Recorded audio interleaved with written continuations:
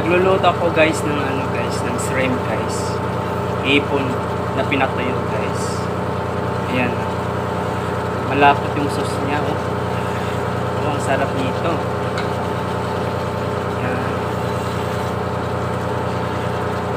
Papulutan daw namin dito mamaya. Palutos pa rin ito. Ayan guys. Kulang pa ng guys, tuyo. Malapit ito guys. Tuyo na siya. Masarap kasi guys yung patuyo siya.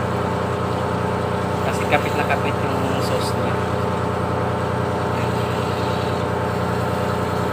Yan, diba?